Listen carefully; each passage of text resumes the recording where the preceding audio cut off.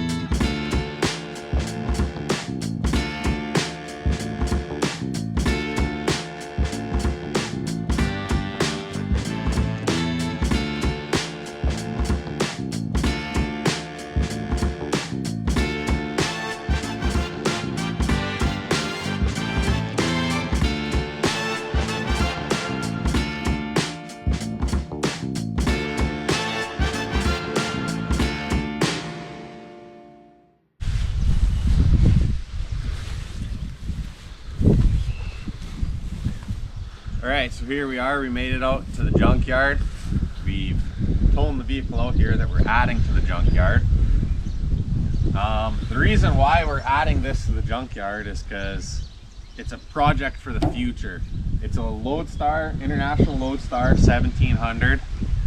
We bought it at an auction for 950 bucks, me and my brother. And we've always liked these trucks. They got the butterfly hoods on them.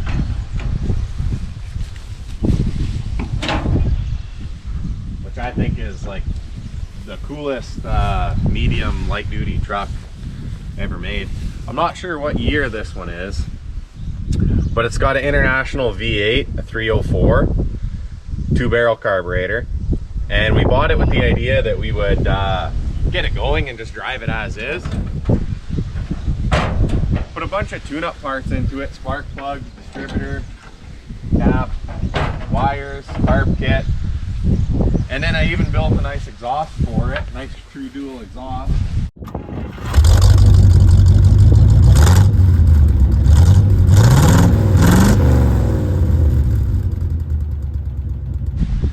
And it runs, but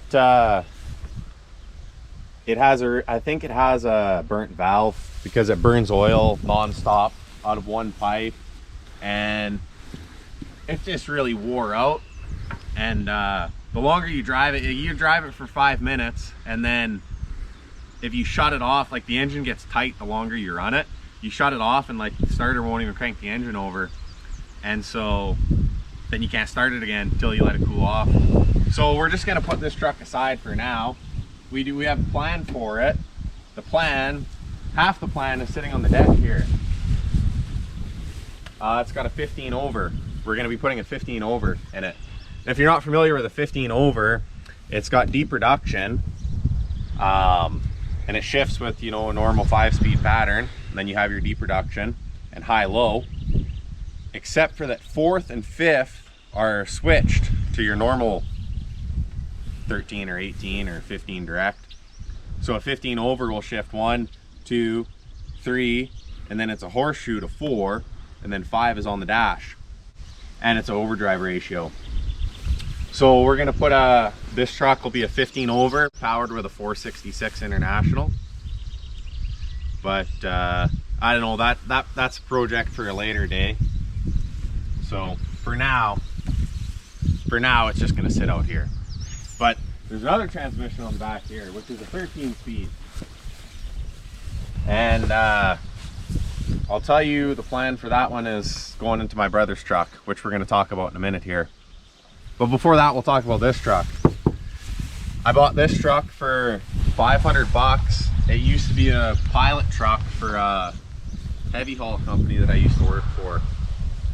2-wheel drive, extended cab short bed, 4.8. Had like 400,000 kilometers on it when I bought it. And I bought it just with the idea that I would swap this engine, do an LS swap and something. But the truck ran and drove really good. So we ended up just beating it around the farm here for like 40,000 kilometers.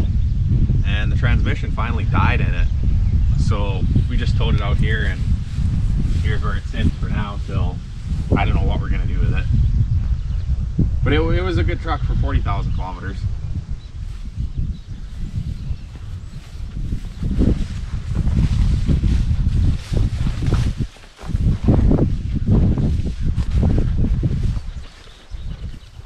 This truck here is a Ford F600.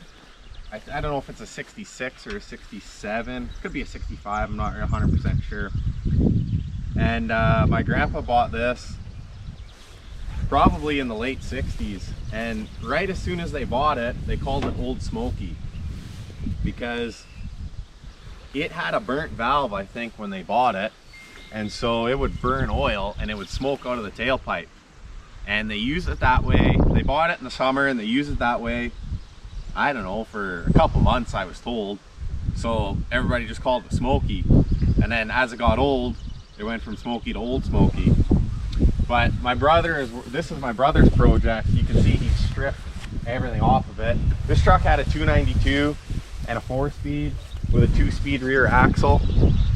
Electric shift, 2-speed rear axle. which is pretty standard for a lot of these old trucks this age. Truck's got a lot of nice patina. You can still see some of the name on the door. I think it might say Esso on the other side.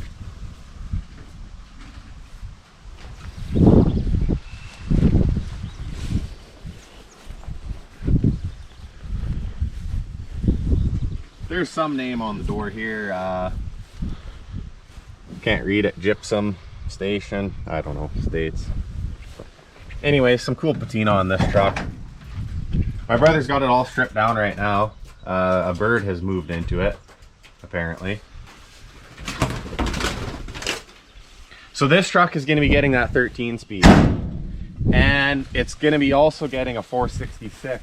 My brother has built a 466 for this, which is probably putting out about, well, it hasn't ran yet, but he will run it on the dyno, and he's hoping to make about 700 or 800 horsepower. I did a bunch of machining on the sleeves for an O-ringed head gasket, and I machined the pistons for valve clearance for him. So it should be a pretty decent engine. And like I said, that 13 speed is going in it, and with those 13 speeds you can take them apart and you can swap some gears inside, and you can turn them from an overdrive into a double overdrive, and you can also swap the two gears to give it that horseshoe pattern that I mentioned on the 15 over. So it's just kind of a neat, you have high gear on the dash. He's got 550 axles, F550 axles for it, front and rear. So he'll run 19.5s.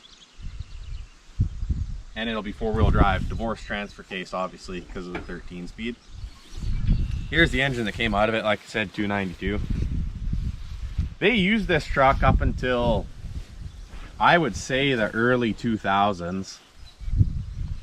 And then me and my brother, when we were kids, we used to come out here, and of course, you know, we smashed all the headlights out of it, because what kid doesn't like smashing glass? But, so he's gonna have to find some headlights now, but yeah, it is what it is. And then this car here is a Cadillac.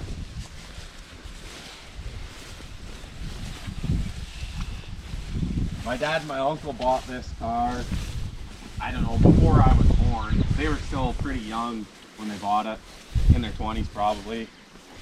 And this was supposed to be a bush party car because it's big and it could hold lots of people. And back then they were going to a lot of bush parties, and my dad was driving a Z28 Camaro, and my uncle was driving a square body Chevy that was all roll bar and KC lights and all that. And you don't really want to take vehicles like that to a bush party because, you know, the kids from the next town over will key it or something. So they bought this old beater thinking they were going to go to bush parties with it. And I'm not sure what the story was. It was kind of dangerous on the road, and they just parked it out here and left it. But it's got a 472. It doesn't have the 500, but it's got a 472. And I don't know, it's rotted away quite a bit in the last couple of years, so it'll probably just sit here forever and rot.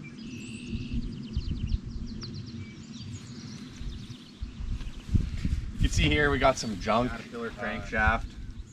Kind of junk that we'll never do anything with, but it was kind of neat to, my brother got that. He's a heavy duty mechanic, so I don't know, it looks kind of cool. Build something out of it one day, decorative, something decorative. And this camper special, this wasn't our truck, they bought it. This is a 3/4 ton. They bought this specifically because it had a 454. Might even still have the badge here somewhere, right here, 454. This truck was 2-wheel drive, 454 automatic. They bought it from the neighbor, not running, just for a donor, just for the engine. So they bought it and pulled the engine. I don't know what they did with the transmission, probably put it in the barn loft. And brought it out here, and then we smashed all the glass on it. So here it sits, and we'll never do anything with it. You can see the trees are already growing through it.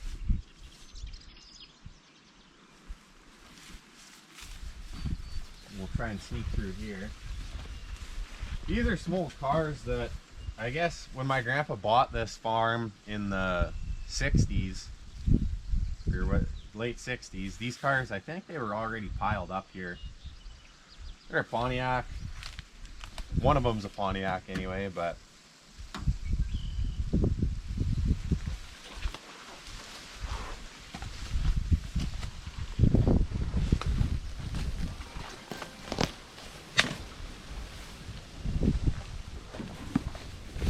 this truck here was a monster truck. It's a 66 Chevy Apache, long bed step side. And this was my grandpa's truck. He bought it used back in the 60s or the 70s. And it had a bad transmission. And this was a 6-cylinder with a 4-speed. And he swapped the transmission out. And he drove it for a long time. And parked it out here because it was so old and wore out. And when we were kids, my dad always said we were going to make a monster truck out of it. But, I don't know, clearly it never happened. But a lot of these trees weren't here. A lot of these trees just came up in the last, I don't know, 5 years probably. And like a lot of these, we've got so much water around here that all these trees have died and fallen over, and they're starting to fall on these vehicles already. If you can see, there's a tree fallen here on the cab of a, you can see that red cab back there. There's a tree falling on it. And that's a square body truck. I think it's like a 76, I think, or a 74. And my grandpa bought it brand new. It was a 3/4 ton, 350 4-speed. And my grandpa bought it brand new. It was the first brand new truck he bought. And he drove it for, I don't know, a couple 100,000 kilometers anyway, or miles, and just decided to park it. And well, not only did he park it, he took the cabin front clip off and he cut the frame and V'd it into a hitch, and he made a truck box trailer out of it, which was pretty common back then. People just parked their old trucks and cut them apart and wrecked them. But I mean, it could have been a safe truck, but not anymore.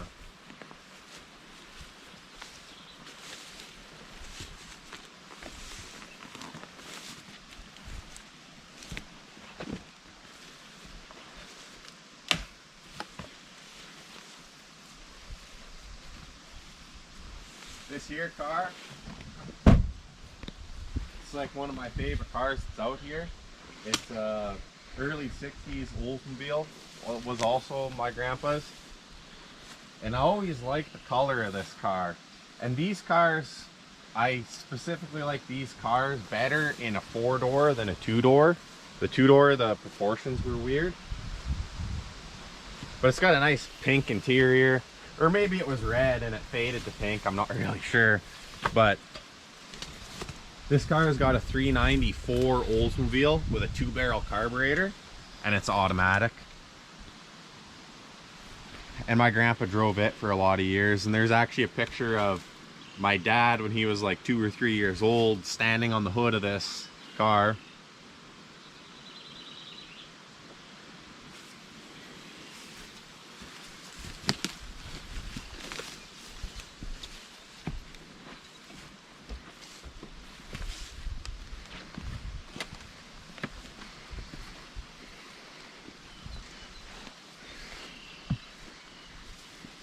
Over here we've got our pile of used tires.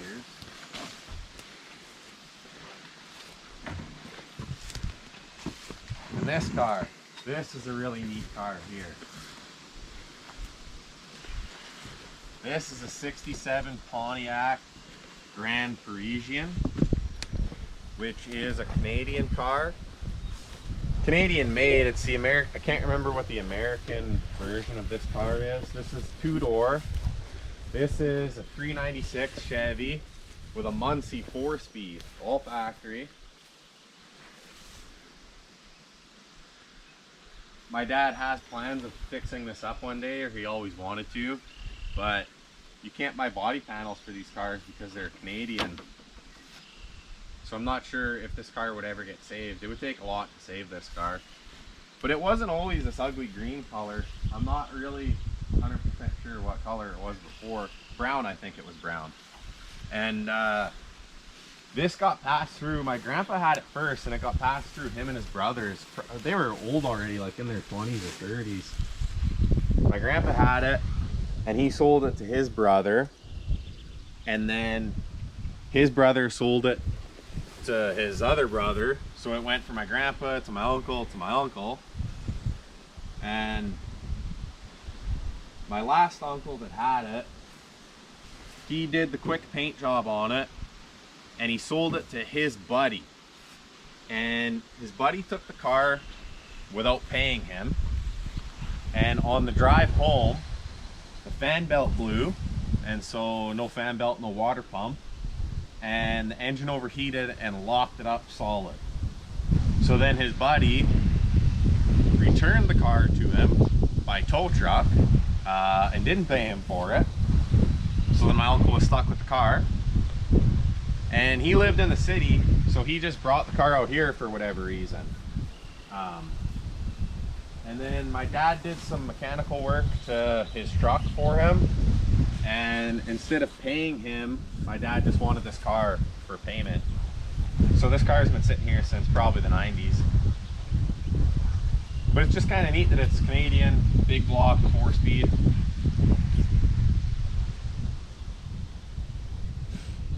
You don't see too many of these cars around too often. We'll talk about this tractor here for a minute. This is a diesel tractor, International 650. International in these years, like John Deere had a pony motor on them. So you would start your pony motor and it would warm up the coolant, and then you would engage your clutch and the pony motor would crank over the diesel engine. And these are gas diesel, but it's the same engine. So you have a carburetor and you have an injection pump and a distributor, and obviously, and the engine has decompression valves. So you flip your decompression lever to go from 18 to 1 down to 10 to 1 compression, and it starts on gas, runs for a couple minutes, and you flip your decompression lever to bring the compression back up, and you flip your other lever, which engages the injection pump. It runs on diesel, and they'll start like all winter long, like in -20, -30. And the reason this one's sitting out here, this isn't the one, like my grandpa bought one of these. My grandpa and my great-grandpa bought one of these. It was the first diesel tractor they bought. Probably, I think in the, like this tractor would be a 1958, or the one they bought was a 1958, I think. And I think they bought theirs in 1962. It was a couple years old. And they used it up until probably the 90s or something like that. And then they parked it because it was all wore out. And sometime in the, probably about 2010, they decided to restore it. So they dragged it out of the bush. And because of the injection pumps being so old on these, they're hard to find parts for, and diesel shops don't rebuild them anymore. So they bought this tractor for parts. So it's got some parts dropped off of it. So that's really all this particular one was just for parts. The other one that's restored is sitting in the shed. And if you guys would be interested in it, we could fire up that one that's in the shed and show you how the gas diesel thing starts. And this crawler actually has the same engine.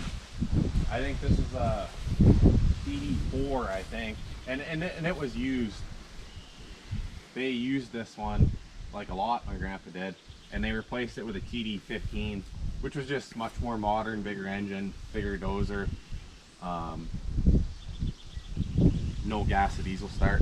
And we actually have a grader that has the same style of engine. It's actually the same bore and stroke as these, and it's the same gas to diesel start, but instead of 4-cylinder, it's 6-cylinder.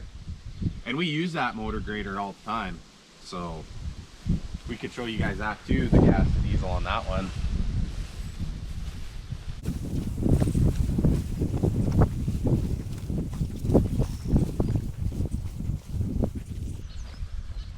This old swather here, we'll talk about it in it.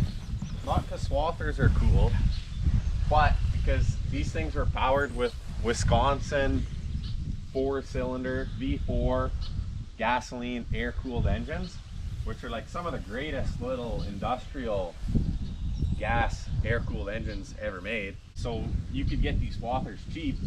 So my dad and my uncle bought some of these swathers just specifically for the engines. And we have another swather that's identical to this one, but it's all together and it was working. It was a working swather. So they drove it where it's sitting now. So it probably doesn't work anymore, but we got a whole pile of these Wisconsin engines. We got one running a grain auger, and they had some of those models of Wisconsin's, they had offset crankshafts. So the firing, they were 4 cylinders, but they didn't fire every 90 degrees. So when they run, they have a rough idle, which is the same thing Harley Davidson does on their engines. That's how they get that unique Harley Davidson sound. They don't fire evenly apart, so you get 2 that fire close together and then 2 that fire far apart. So our grain auger, which is non-muffled, you'd swear it was a Harley engine loading grain, and it sounds pretty cool. So at the beginning of the video, I mentioned we were taking a truck out here, and then we were going to remove a truck from the junkyard. And here's the truck we're removing from the junkyard.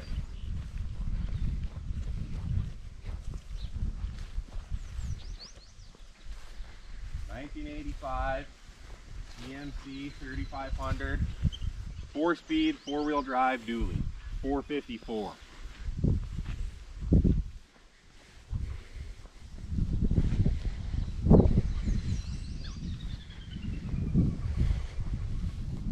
And that's all we're going to tell you about this truck, because you'll see it in the next video where we are reviving this truck. This was the old farm truck, and it got parked out here for a multitude of reasons, and now we're bringing it back to life. So we'll end this video here, and tune in for the next video where we revive the old 1-ton.